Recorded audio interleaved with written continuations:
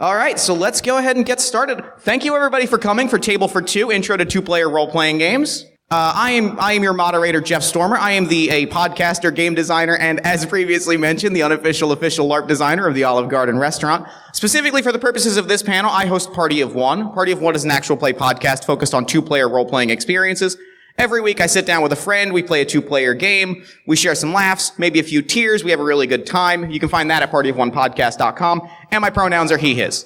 I've got some wonderful podcasters, game designers, and all-around great folks here to talk about how D&D and role-playing games change when played with only two people. So let's go down the table and introduce ourselves. Let's give names, pronouns, and any projects or things you want to plug, both relevant to the world of two-playing games and otherwise. Let's go ahead and start with Russell Collins. Hi, I'm Russell Collins, he, him. I am an independent game designer. I self-published my game Tears of a Machine in 2014.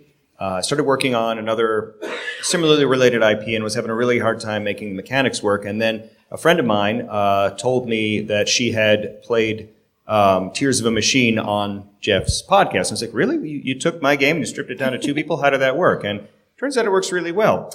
So that became the solution. So now the next design that I'm working on is going to be on that that duet approach. And it's a wonderful game. We've played a campaign of it. It is Project WINGSPAN. It is exceptionally good, and I am obsessed with it, and I still want to play more of it. So now you have to make it. Now it is. And now it is on. And now I also have to cut you in. Yes. Yeah. Now I get a piece of it. See, that's how the panel works. I bring you on, and then you owe me. I do want him to write a stretch goal, so he actually might be getting a slice of this. Just Anyway, go on. I'm gonna buy you an unlimited pasta pass. Yes. See that? Merry Christmas. This is the best. This is officially the best panel that I've ever attended, been on, anything. Go ahead. Hi, I'm Zachary Woodard. I am the husband and GM of Heartpoints. We're a husband and wife one-to-one RPG podcast that I do with my wife. We do a long-form Dungeon World campaign, one-to-one, that we put out every week. And we also play a lot of different kind of random games, usually for like holidays or specials. We try to find other games, and that's been going very well. I also wrote a very tiny one-person LARP. It's actually less than a two-player RPG. It's a one-person RPG that fits on a business card. And if you want a copy and you come and see me, it's a game about mindfulness. I like it. It makes me happy. Is this called Table for One? You get that? You throw it on the ground now. I think if I can stay sub two or less, I think I am in a safe space. Table of less than equal to two. Good. I love it. Heartpoints is so good. I didn't know I had to learn math for this panel. That's fair. That was on the contract that you signed. You all did sign the contract, right? No, I refuse. Well, good night, everybody. Have a great one. So my name's Diana Woodard, and I am the wife and player of Heartpoints. I did not create a game. I just play them. So there you go. As mentioned, Heartpoints is very, very good. It is a very good podcast that you should be listening to right now. Well, not right now, because you're in a panel, and that would be rude. Yeah. Is it my turn? Yes, feel free. Yes, go ahead. I'm Ben Wallace. I am from the they. I'm from the All Ports Open Podcast Network, where I am on a bunch of podcasts, including Pod of Love, which is a two-player romance, actual play, and romance advice podcast that we do. And I'll let the other person who hosts it with me introduce themselves in a second. And during the day, I'm also, and I guess at night, I'm also an Episcopal priest. So I do that as well. Hi guys, my name is Melissa Wallace. I go by Mel. My pronouns are she, hers. You can really call me whatever you want, as long as if there's food involved, you give me some. I am the other half of our Pod of Love podcast. It is a super fun time relationship podcast. We'd like to give more advice. So if at the end of this you'd like to email us your questions, I would totally like that. Side note, you might think that two-player role-playing game actual play podcasts are a really small niche, and yet there are 3 of them, soon to be 4 of them, all located in and around the city of Philadelphia. It's weird. I don't have like a broader point to that. I just think it's very weird. Philadelphians are an insular people. That's fair. That's fair. We are. We don't reach out. Well, we can't handle more than one other person at the same time. yeah. Okay, I get. Okay, I hadn't thought about that, but I think that's right. It's also demonstrative of one of the points that I'm probably going to be sniping off your agenda there, with the idea that more and more people are finding that the way that our lives go, we can't get together with the huge groups of people, but we can very easily get these couple games going. Having these games that are like a little more easy for us to just without the logistics, just put together. That's become a growing thing. Yeah, and see that we had a bit, and then Russell comes in with an actual really well thought out point, and this is why I've chosen this group of people. Yeah, you should be. This is bit time. No, that's a great point though, and that kind of gets into like what I want to talk about. Like the first sort of big point is, so a sort of big picture. I think what we kind of want to talk about today is, as long as there have been role-playing games, as long as this has sort of been an art form, going back to sort of the earliest days of Dungeons & Dragons, it has been for, quote-unquote, 4 to 6 players. And, sorry, go ahead. Well, so, yes, that is true. But I do think that people forget that Dungeons & Dragons released one-on-one modules. They have tournament modules for Dungeons and Dragons going back to like the early 80s that were for one-to-one players, and they were essentially speed runs. So there's always That's fascinating. I did not know that. Yeah. And I think it's very interesting because it does show that there has always been an interest in making one-to-one work, and I don't think it did until quite recently. Yeah, because I kind of have a specific D&D tangent that I want to go on at some point, but like, I think big picture, this idea of like, that's sort of been ingrained into sort of the expectations of role-playing games to the point where a lot of games say, we need this many players, and they sort of expect a certain social experience, when I've noticed that in playing a lot of games designed for larger groups with one other person, the experience that the game designer is going for is sort of more perfectly crafted to a single person narrative, whether that be sort of a GM-less storytelling experience or a sort of more traditional GM-PC relationship. There are a lot of games and a lot of stories and a lot of dynamics that, because role-playing games have been written as 4 to 6 players, and that was sort of the expectation, it wasn't until recently that we started to see a boom of games designed for 2 people, that people were telling stories of like, okay, this is the story I want to tell. How do I make it work for 6 people, when they could have also just gone, this is a story for 2 people. And I think that's a thing that I want to talk more about in sort of a big picture sense. I can jump in on that as well. Actually, this is one of the points that I had made, is that so much of our media, and in some cases entire genres, is really focused on single protagonist, on single person stories. Role-playing actually has an interesting background, because if we look at Tolkien, that's an ensemble work. That's an ensemble piece. So Dungeons and Dragons kind of grew out of, hey, we have an ensemble. We have this person does this for the group. But if you look at like, say, noir, it's all based on, there's one, tough, hard-bitten detective who's everything happens to him, everything happens through him. I'm using him just as the stereotypical default there. But then, like, when I saw games like Gumshoe come out, it's a police procedural. It's about an ensemble again. And what they've most recently done, what Robin Laws has most recently done, is created Gumshoe 1-to-1, a 2-player version of Gumshoe, which to me kind of brings it home. That's the noir movie experience. The one guy and the world at odds with each other. That's just the genre of that game, that world. Yeah, that's something that I was thinking about a lot coming up to this panel, is the way we think about stories, and the way that we think about stories has influenced the way we think about role-playing games. When we come to role-playing games, and both from a design and from a playing perspective, a lot of times we're thinking about those ensemble stories. We're thinking about Star Wars, Lord of the Rings, any number of those big blockbuster hits, the things that I think stick with people because there's so many different types of characters that everyone can find someone that they identify with. But there are plenty of genres and stories and powerful stories that do feature just one-to-one person. I mean, Conan is a singular person who is affecting the world. Nothing matters to anyone, but nothing matters in Conan's world to anyone but Conan. Yeah. The story is very specifically structured that every other person is just a tool for Conan to get what Conan wants. Yeah. And it can be large scale global change. It can be small scale on the street change, as in the case with a lot of Norse stories. We need to, if we want more and better two-player RPGs, we need to think about the kinds of stories that we want to tell and the kind of stories that are interesting to us. Yeah, so that's kind of the big sort of picture topic is like, how do the games that we play and the stories we tell in this environment change when we're not looking at them from an ensemble standpoint, but from two people sitting down from like a storytelling point, but also from like a social experience perspective, right? Like, how is it different when you're sitting down at a table with one person from when you're sitting down at a table with like 5 or 6 people? Jeez.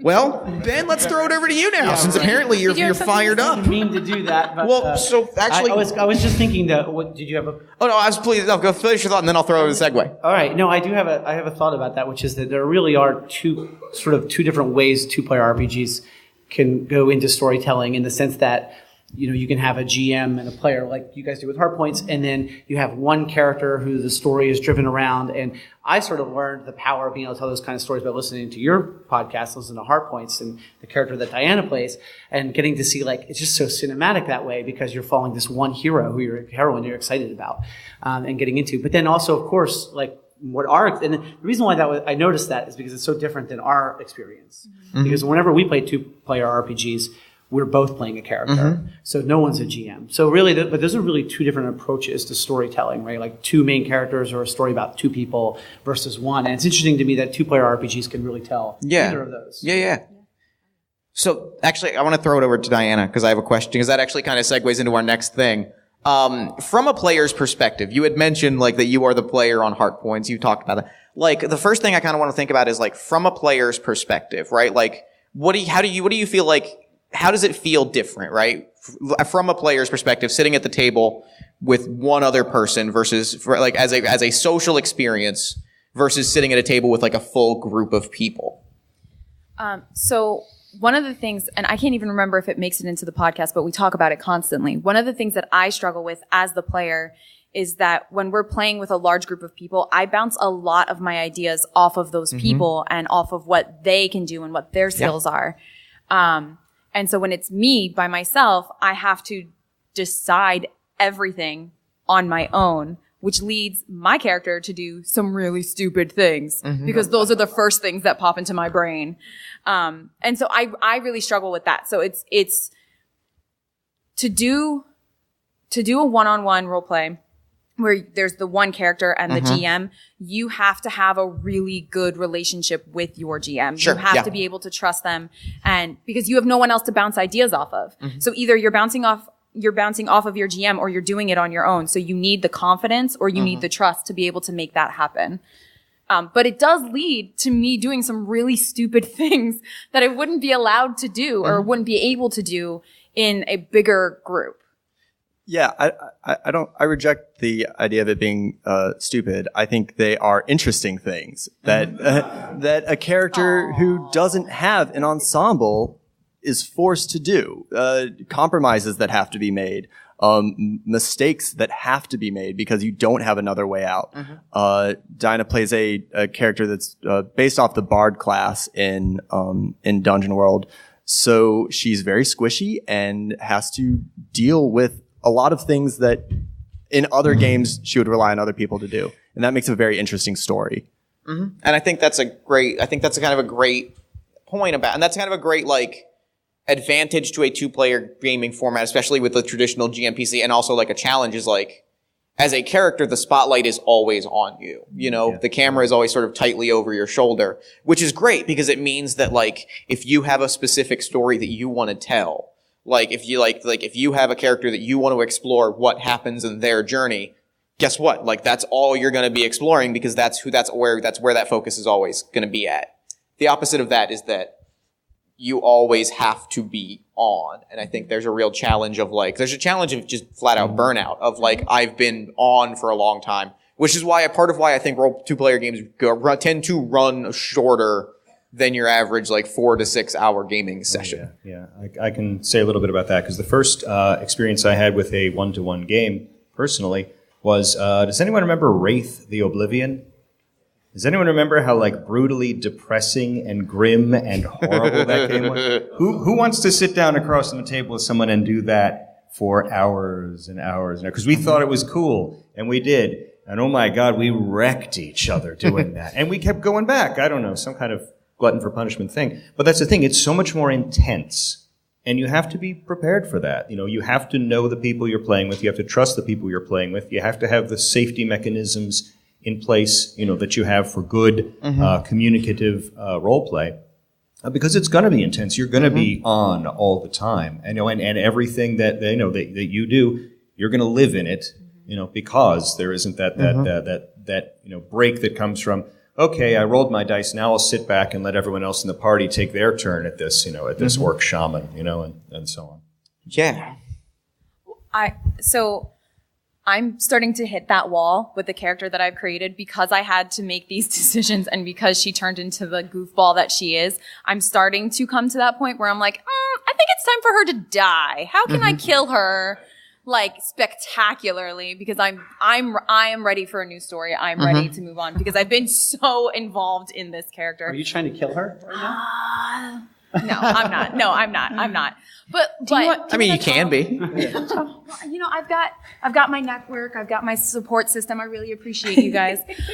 No, but you spend so much more time with this character when you're one-on-one than you do when you're with a group. That you kind of start to get tired. Yeah. I think that in order to, I would encourage people who are thinking about running a two-player game, especially from the GM perspective, if that's the dynamic you're going to do, to really think a lot about and be very intentional about the way you co-world build and co-run, which you guys do a ton of as a plug for you guys. You really do. It's really, you have to do that because you need to share that space in a different way. You need to share both roles in some ways a different way and sort of work together to craft the story. I think in order to keep that burnout from happening. Yes. Or you could just play different characters every time like we do. That's right. Yes. Honestly, yeah. That and I think that's really important.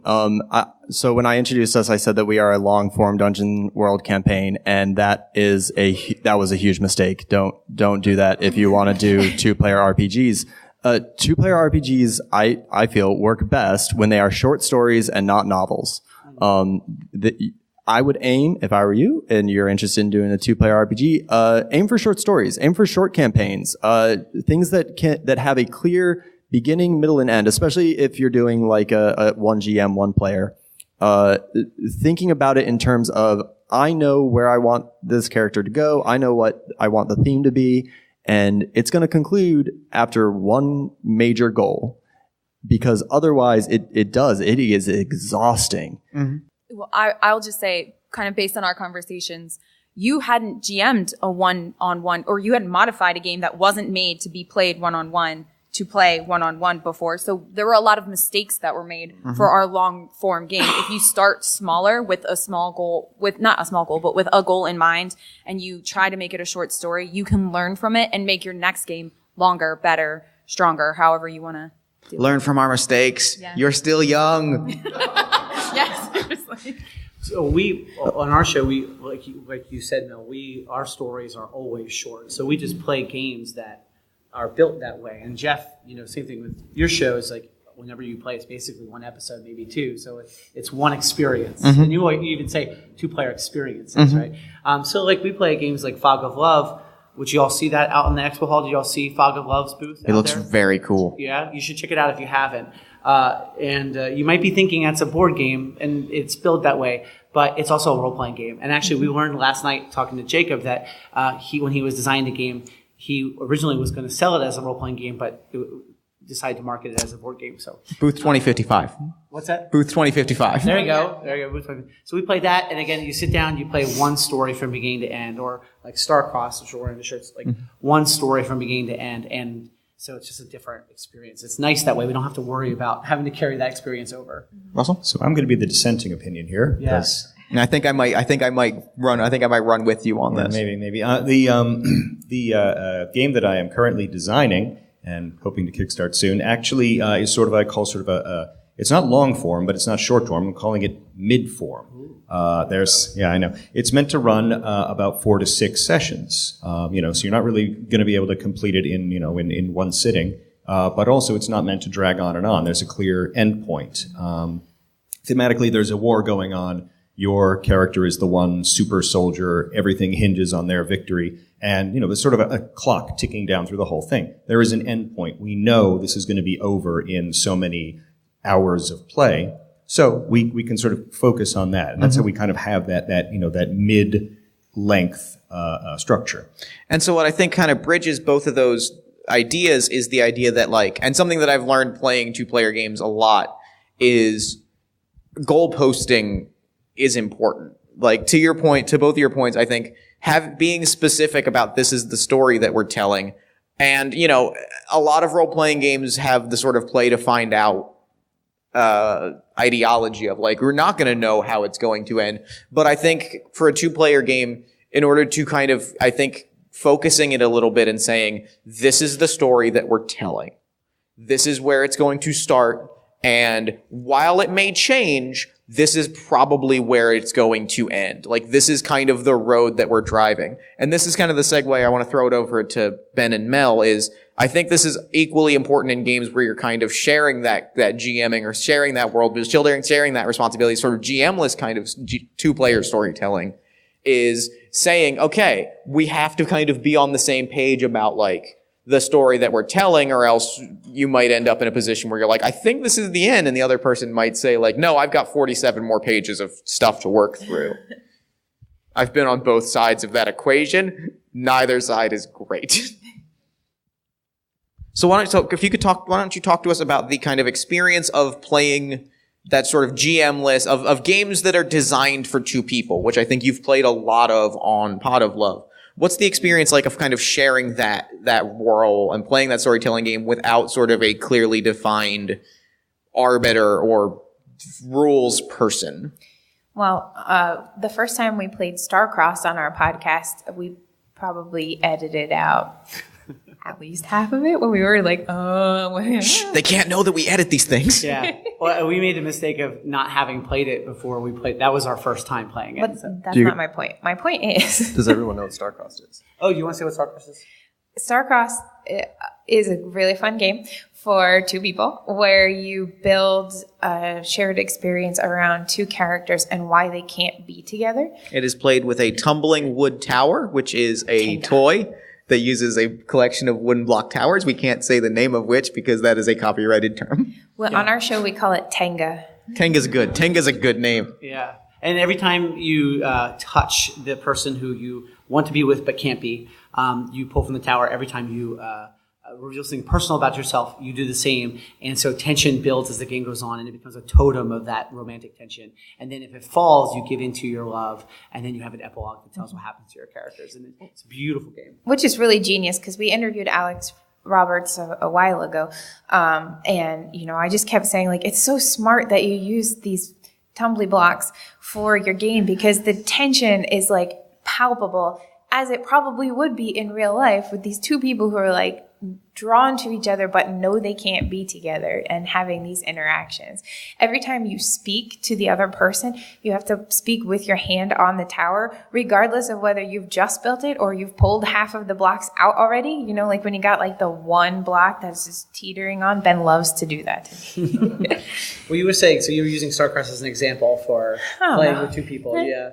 Well, I think there's this intimacy in the experience of any time we've played a two-player RPG that where we're both, especially when you're there's no GM and you're sharing this game experience, and the intimacy is there. Whether it's we played romance RPGs, but I've played other played non-romance genre with that, and there's always a degree of intimacy because you have to really sort of play off of each other, do a lot of reading of the other, and build on each other, create space for the other for each other as you're playing, and then you sort of, I think, coalesce together in that sort of shared space, and that requires trust and requires that willingness to be intimate or to maybe hold back some of that intimacy for safety's sake.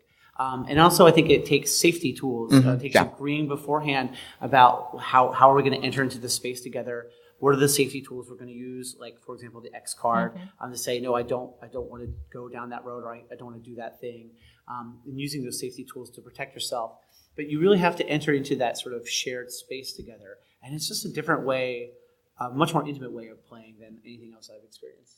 I don't want to take us down a rabbit hole, but I do want to make sure that I mention, like, I think it's because of this, because of the shared experiences and the stories that we're creating together that bring us closer together, that there's so much work to be done around, and it's being done right now by some wonderful people, but so much work to be done around and with games as therapy, games as team building, games as whatever kind of, social tool you choose to use them for. But when we were talking to Jacob Jaskov last night, he told us that he worked on a project where they built a game that was played in Danish schools, and the game took a week to play, and it was like crime scene investigation where high school kids were learning to do chemistry and to solve these crimes, as well as, what else did he say? I'm drawing a blank. This is the panel now. Sorry, I'm fascinated. This is everybody. If you don't want to have the topic shift, you may leave now. But no, I'm kidding. Please do not leave right now. The point of that, though, like I said, I don't want to go down a huge rabbit hole, maybe like a tiny one, but the point of that is just that there's so much you can do with games that we don't immediately think of. And it's so powerful to tell these stories that reflect real people's experiences. Yeah. Like we were talking to Nikki Valens yesterday about work she's doing for another expansion for Pod of Love. That's our podcast, Pod of Love. I always do that. Fog of Love, where it's really important for her to tell stories that reflect her own experience, but not just her own experience, other people's experiences too. And I think that's what really makes a game meaningful for us, is when, sometimes things can hit too close to home, but when you can relate to the story that the game is telling, you become really invested in it. I think there's a point that I think is really important to bring up about intimacy in a two-player game environment, which is if you think about games as a conversation, I want you to take a moment and think about the conversations that you have where it is you, and I keep almost hitting the off button. So if I just suddenly stop talking and my mouth is moving, please someone just wave a hand at me. I want you to think about the conversations that you have for an extended period with one other person, because there's not a ton of them that we have, and they're generally you're generally on a date or at a job interview or talking with a manager, and they are very intense conversations. And I think a certain level of that intimacy and that intensity comes into the two-player role-playing experience because A, we're doing a vulnerable thing together, but B, it is just socially, experientially speaking, an intimately charged moment because, we rarely in our society have conversations with one other person, especially that last for an hour to 2 hours to however long an average role-playing game would run. So I realized a while ago, it dawned on me the familiarity I sense with playing two-player RPGs and what it was familiar to. And I realized it feels so much like the pastoral care that I give in my career. It's so similar to the that pastoral care setting where I'm one-on-one with someone talking very intimately for a period of time. And some of the dynamics are just so similar between those two. Creating space for each other, that kind of active listening where you're listening and then not just waiting to speak, but playing off the other, and those sort of skills. And I realize are the same skills that I use in two-player RPGs. It's amazing. So I want to set aside some time for questions, and I have a few more questions that I want to kind of get the whole group's opinion on.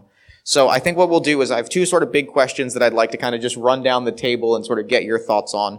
And that is, the first one is what is your favorite thing? And I'll start about playing. Actually, why don't we go the other way? Because that way I can go last. What is your favorite thing about playing a game with one other person? Whether it is a GM-less game, a GM'd game, a traditional D&D dungeon crawler, a romance game. What is your favorite thing about the experience of playing with one other person? I think for me, playing specifically with Ben is important because it's a space we created for to have time together. We have 3 younger children. We both work full-time jobs, and there's a lot going on. But we know that once every so often we're going to sit down and have time together to play games, which is something that we love to do.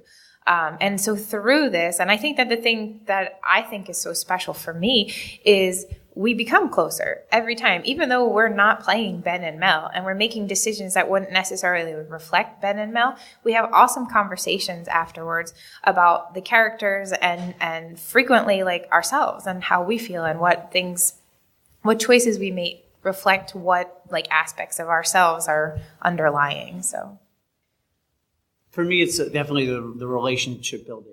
I found that it's like really wonderful relationship building that goes on, whether it's us building our relationship by playing those games, but also like that's how I played with Jeff twice in like a week, and that's how I got to know Jeff. Like, He was great.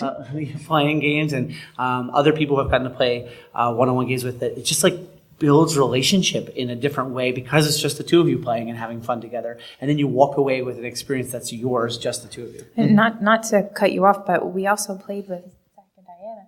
Well, they played. Yeah.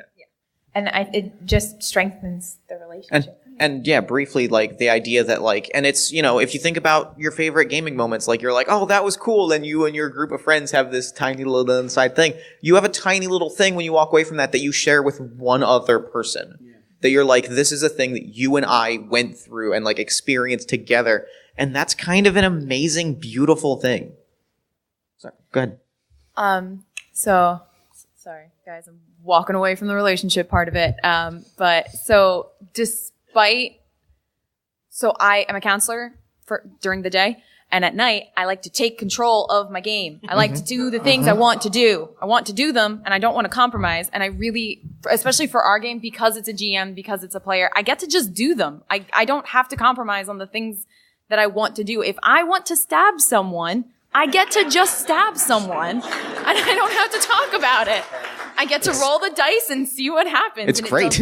I know, and it doesn't always work out for me, but I do try it. And it's nice to sometimes take control back when you don't always feel like you have control in your life. Sure. Getting real meta there, but you know.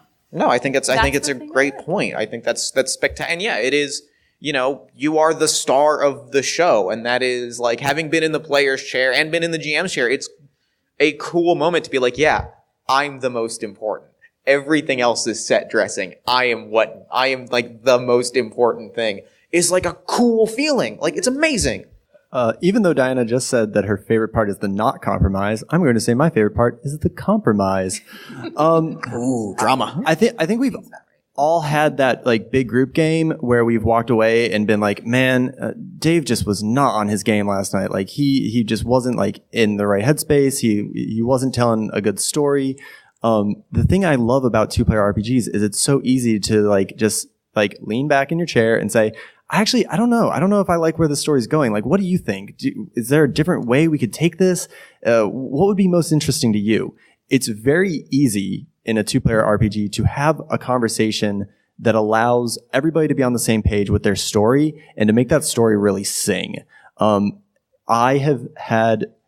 never had a 2-player RPG session go feel unfulfilling in a way that I felt like I couldn't have controlled it.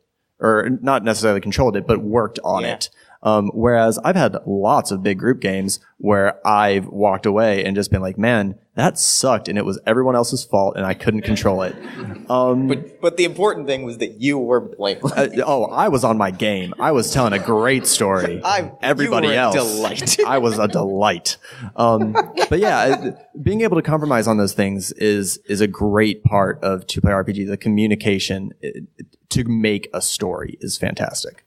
And I'm sorry, I don't mean to cut you off, but I think that goes back to that intimacy and that trust that we were talking about. Yeah, a lot of my thoughts sort of will echo what has already been said. So I'm going to answer, and then I'm going to sneakily subvert. I mean, the experience where I've had, where I'm at the table, I often find that I don't play games to. This is also carries over to board games. I don't play to win. I don't play to lead. I play kingmaker because it's easier. Because I sit down at the table, and there are a lot of huge personalities around me. And, you know, I can tell you all kinds of great stories of these wonderful ideas of mine that no one wanted to listen to, or like, you know, my big moment being swiped by someone else. And, you know, that's dispiriting. I do it anyway. I just kind of know that that's how I play. I play to be second banana because, you know, I don't have the personality to stomp on other people. But to subvert the idea is to sort of talk about this. My favorite part of designing a one-player, one GM game is that I've got a lot more control over the balance, over what's going on. When I originally looked at Project Wingspan, it was a team of super soldiers who were going to save their tiny little country from being rolled over by the enemy army. And I had such a difficult time with the mechanics. I couldn't get the numbers to balance. I couldn't get the drama to flow the right way. I couldn't get the feature scenes to. I was reading all these Japanese RPGs because they liked having these ensemble things with feature scenes. None of it really clicked for me. But as soon as I heard that, hey, somebody ran your other game 1-to-1 and it worked out okay, I said to myself, maybe that's the answer. Maybe that's where the balance can be found. And sure enough, once I said, okay, this is one person, everything that happens in this war hinges on their die rolls. And suddenly it all just fell into place. The mechanics made perfect sense. The structure made sense. The pacing made sense. It gave me a chance to really focus all these ideas around a core of mechanics instead of having to sort of spread them out to see, well, what can you do? What can you do? What can you do? I was able to just tie it all together into one person, one idea, one. I'm very delighted that this was not already taken. They're real easy to schedule, is the thing. Cause you know what's not great? Scheduling with 6 adults. Yeah. We have jobs and families, and you know what? It's great. It's satisfying. Not great for role-playing games. But if I'm scheduling with one person, I can be like, when are you free? When do you have an hour? Cause the average game takes about an hour. When do you have an hour? You got an hour free? You got an extended lunch break? You got some time on the weekend before your weekend starts? And then I have done a cool, creative, magical thing. And I can also just have my day back. That's the other thing that's really great, just on a practical level, is I can then go do other things. I can be cool, I played a role-playing game, I shared a really magical story. Now I can go to a wrestling show. How cool is that? Whereas if it's otherwise, it's okay, cool, that's my Sunday. There's a magic to playing with one person that I think just on a tangible, practical level is just kind of easy and pleasant and nice, and I love it. So now the other kind of big question, because I want to ask one more big question, have some time for audience questions, and then plugs at the end.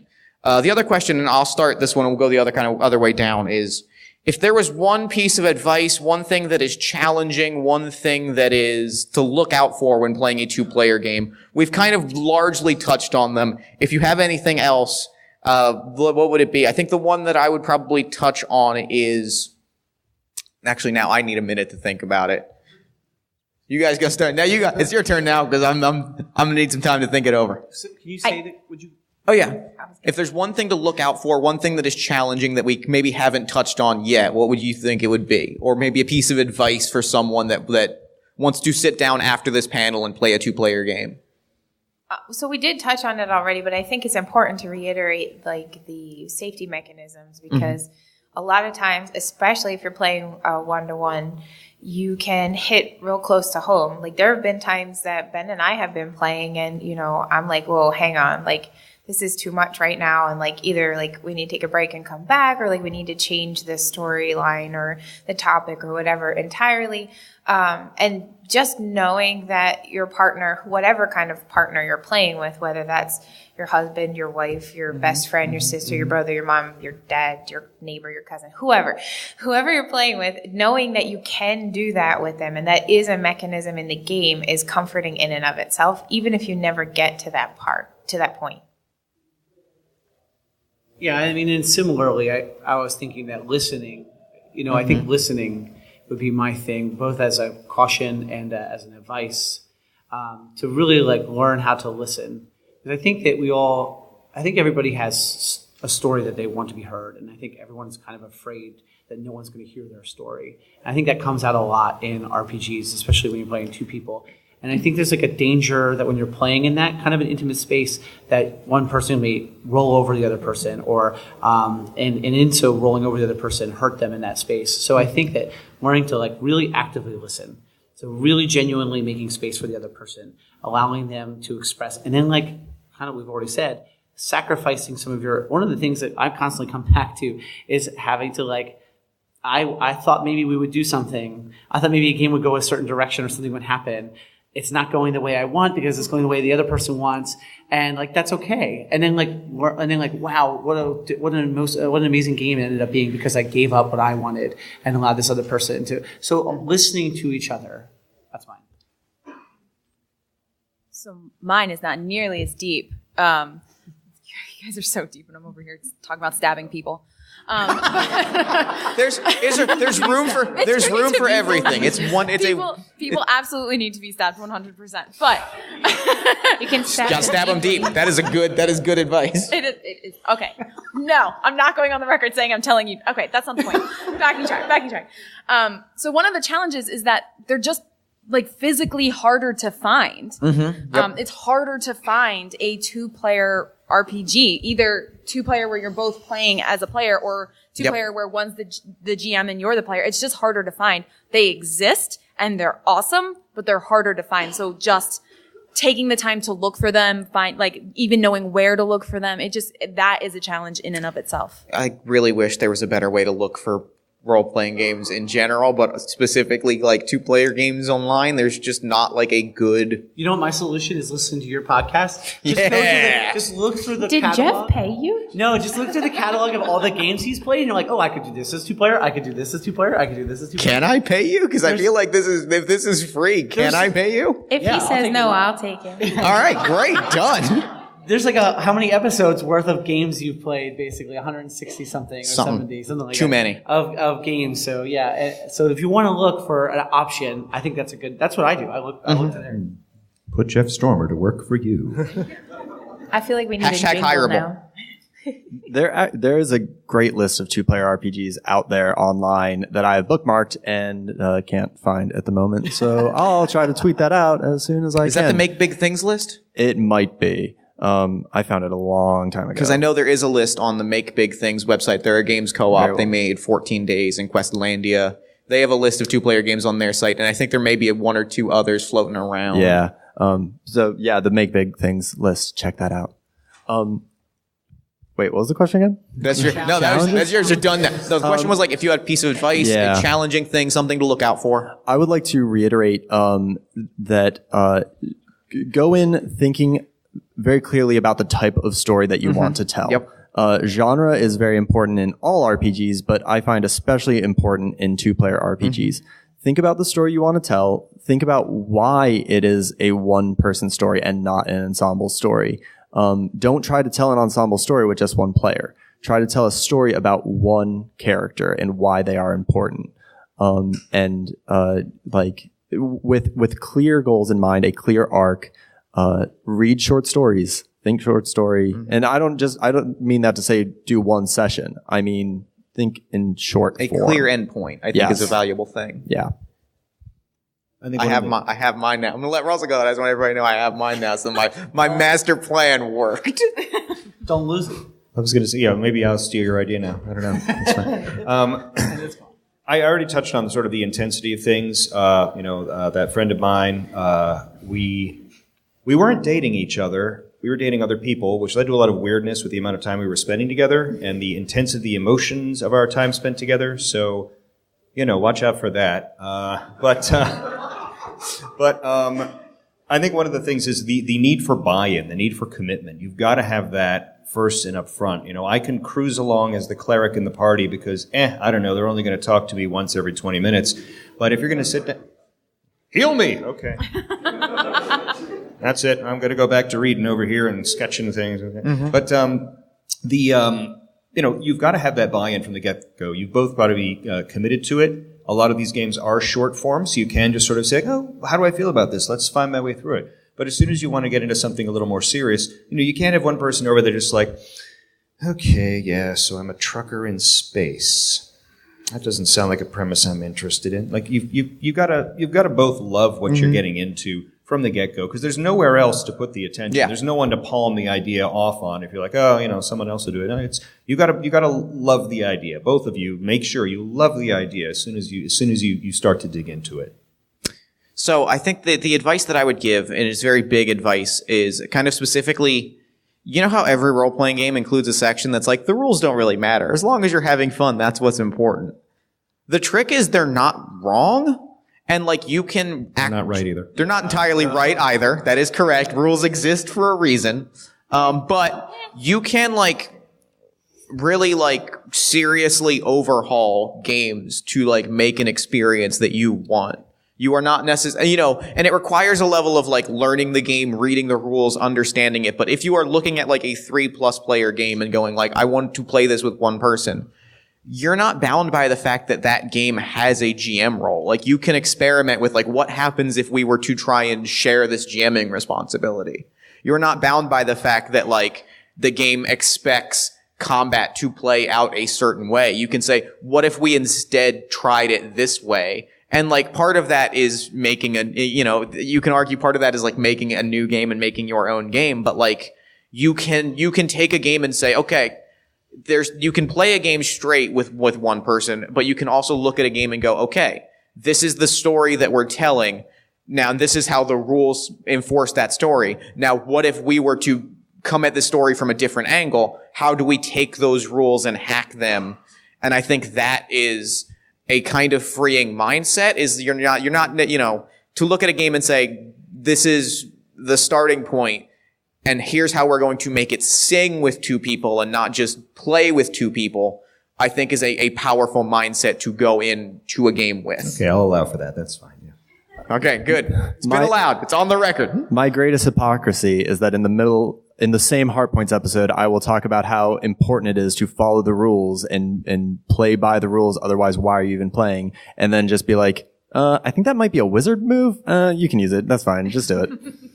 Yeah, and I think that's sort of the magic of like, you know, your game is your game. Like the game designer, very, very rare cases aside, the game designer is not going to be in the room looking at you unless you're at Metatopia, which is a great convention, but oftentimes will involve a game designer sitting in a room going, that's not how the rule works. And that's playtest feedback. It's part of that intimacy. Yeah. Well, plus we're all part wizard anyway. Everyone. We are Yeah. technically. I mean, I'm going to just throw in a little tangent here. That, you know, the whole idea being that, you know, when you do approach a game and someone has, you know, put those rules in there, you know, go ahead and change them if you want, but assess why. Yeah, understand why they're there and what you're changing in the game. Especially when it's something that's like controlling the connection between characters and things like that. You know, the commitment, like a lot of those romance games, very intense games, have built-in like safety mechanisms and things like that, and so on. And if you just like forego, like, oh, let's skip the cooldown phase in the rules. You know, You might end up with a different game altogether. You end up with all kinds of like, you know, emotional bleed and things like that. You know, so you know, if you do want to change something, sure, change it, but know why you're changing it. Yeah, I would say that, like, if you want to change a game and you find you are changing it very significantly, also like look and see if maybe the game you're actually looking for is out there. Because sometimes you're trying to get a game to tell a story it wasn't designed to tell, but there are other games out there that are designed to tell that story. Yes. And so, you know, it does take a little work to like do homework to find them, but I would describe it as a bit like if you were heavily modifying a car, such as for illegal street racing. You live your life a quarter mile at a time, everybody. You know, you understand why you're taking a part out of the car and if it's going to end up without brakes. Like understanding, you know, you're not going to cut the brake lines out of a car and go, let's just see what happens. You take the time to go, let's figure out if brakes are important to a car first. Are they? I don't know, probably. I think so. Everyone seems to be talking about what they do during the day, and during the day I am a school principal. So I always tell kids, in order to break the rules, you need to follow them first. So yeah, that's kind of, I think those are really good points. So we have about 10 minutes left. Let's open it up to some questions if anybody has any. Let's go with you on the side there right there first. Yeah. Hi, Kevin. We can bring you a mic. We've got wireless mics. I'm going to pretend I'm an official. It's the 21st century. What? Crazy. Oh, this way they also get their questions on the recording. This is great. Yeah. No pressure. Okay, hi. It's hot. For the record, again, my name is Kevin. So my wife and I are working sort of off and on I don't really know how to describe it, other than it's an RPG. And it's not necessarily for two players, but by its nature, it needs to be GM-less, but a story still needs to be told. And the story isn't really the point. of the whole thing. It's more how the players react to it. Mm-hmm. But that story still needs to be there to be reacted to, and the world needs to do things to you. And it's really, you need to feel like you're just kind of out there in the real world and doing things. So I was just, and we're really having a hard time figuring out how to do that without a GM. So I was just wondering if you had maybe any suggestions for things that you know have worked in the past, or maybe games that have done this successfully. Because I'm still kind of new to the whole making RPG thing. Yeah, have you played games like, I'm trying to think of GMless games we play all the time. Like, have you played games like 10 Candles or Downfall? Games that Downfall is 3 people and is GMless. It's a good example. Play those games, see what you like in them, maybe what works. Although I just realized 10 Candles does have a GM. Yeah. But Downfall is a good example of one that doesn't, and all 3 of you share that role. I do want to pass this off to the game designers, but I mentioned as somebody was walking in, Bloody Handed Name of Bronze is a sword and sorcery game that is GMless for 2 to 4 players, and I would recommend checking that out. Yeah, there's a lot of games there's a lot of games that have very specific kind of like, this is the story, this is what is happening, and now play out like what happens after that. I think even Fiasco has elements of that, where it's like, you're going to tell out a scene, this is what that scene is going to be about. Like, this is what is happening. So like, maybe it's as simple as like creating a like, this is what is happening, and like having the rule book or the game's rules be instructive of like, first, now is the time in the scene when X happens. Mm-hmm. And then when this is happening, react to it. And then you kind of build out a game that kind of like foregrounds that experience. Yeah, it really means sort of building more mechanism, honestly. When you have something that is GMless, it needs to have very strong structure. You're emulating, it's the stuff you do with a video game. You sit down and the machine is crunching numbers for you and making rules work for you. So if you're going to be designing it yourself and you want the thing to sort of be able to turn over on its own, you've got to be willing to take the time to mechanize some parts of it so that it will run without you needing to step in. There is a new game that's kickstarting right now, I think, or something, that Emberwind. It's gone out of my head. But it's not GMless, but the monsters are fully automated. When a monster attacks, you roll a die and it tells you all the actions they take. They take. So it could be played without a GM just by having the dice guide the actions of whatever. So, that might be part of it. You build scenarios that are specific. You build rules that sort of will run on their own. I'm taking up too much time. I made my game so that whenever the player rolls dice, that affects everything. Those effects just, trickle down the line. They affect their moment in the fight. They affect the amount of energy left for the fight to continue. And then that goes back home. Did they win the battle? Did they do well in this fight?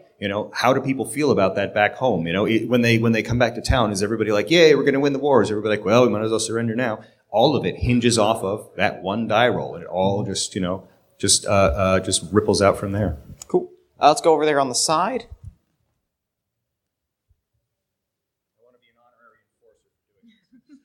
Hi. Ooh. You already got a free badge, Russell. What are you All right.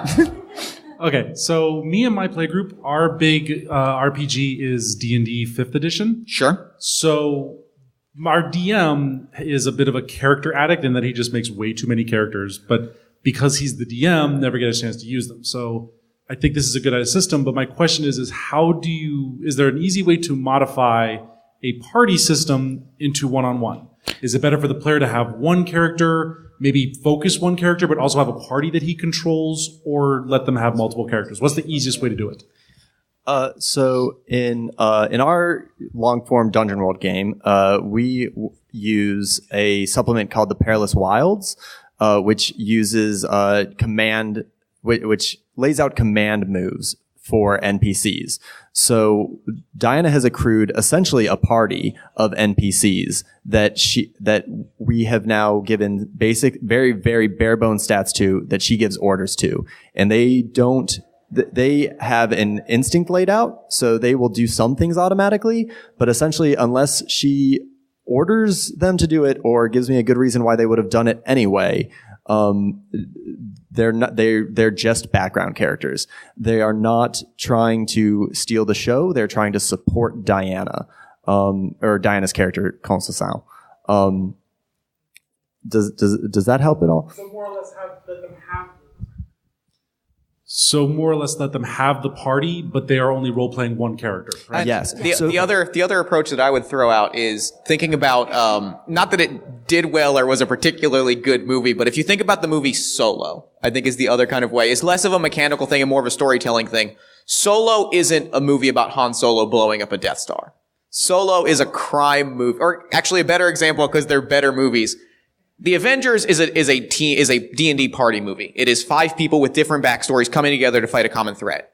Captain America: The Winter Soldier is a 70s conspiracy thriller. And it's not necessarily mechanically different. It's still a superhero game. It's still a character. It's still the same character with the same capabilities. But the storytelling says, okay, if you're the only one here, then it's less taking the mechanics and changing it and more saying, I'm going to put challenges in front of you that are specifically related to your character's thing. And so I think the broader answer, so I kind of fall on the have one character and tell a story with them that you couldn't tell with if Thor is hanging around in The Winter Soldier, it changes the entire movie. So they tell a story they couldn't tell and sort of let the mechanics kind of guide that story in its own way. And I do tend to agree. And I think that's part of knowing what story you want to tell. But if you make the mistake like I did and just put a character in a world and the world is too big for one character, I think thinking of it in terms of the one player is Britney Spears and the others are her backup dancers. Yep. She is Gandalf and everybody else are the people following Gandalf's orders.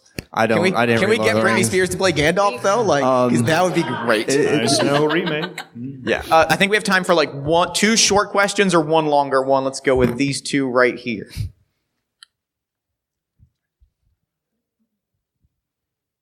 My name's Will. I had a different question, but I'm going to ask a shorter one, which is just, so are we expecting Diana to GM the second season of Hardpoints? That's what I'm looking forward to. And there's applause and clapping. This is a binding contract. No. All right. Next. No, here's the thing. Not all of you applauded, so it's not happening. I'm sorry. This was you. That was on you. You are right, we have directly into that. Time for one more question. Hi, I'm Matt. Other than Starcrossed, which uses 10th letter Inga as a resolution mechanic, D&D... Also a good name. You roll a d20, you hope for high numbers. Are there other resolution mechanics, like core game mechanics, that work especially well for the one player, one DM system? Or really poorly, I guess, the other question. This is where I get to go on a real quick rant, which is the D&D is especially badly suited for one-on-one play. Because it is so, at least as the editions have gone on, they have so specifically mechanically refined it to be that every player is contributing to actions. So when you get into higher level play, they're saying that an average fight takes an average of 1/4 of your resources. But for a 10th level monster, that means one of your players will die in a fight. They expect this. They have built it into the rules because they know that a player is going to have the ability to raise someone from the dead. So they have mechanically built it to not make it work with one player. That is my rant about it. That my answer to that is Dungeons and Dragons is real bad at it. As for one thing that's real good at it, I need a moment to think. Fog of Love is really good at it. Fog of Love. Fog of Love is a card and board game that's very good. And that is all the time that we have. Real quick. PBTA. Powered by the Apocalypse works really well with it, yes. Yeah. Thank you all so much for coming. We're going to be hanging around maybe, so you can chat with us, get Twitter handles, business cards, all that kind of stuff. I really appreciate it. You have made my PAX Unplugged. Thank you and good night. Thank you. Bye. I just picked up